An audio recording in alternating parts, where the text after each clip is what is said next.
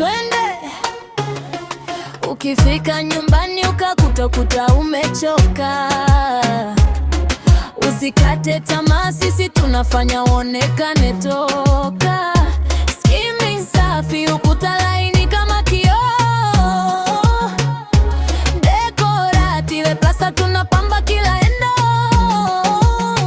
Sebuleni, chumbani, hadi kwenye korido, tunafanya pawe pazuri kama kwenye video. Rangi zetu zinadumu, zinang'aa kila siku, Jiga Painting Decorating.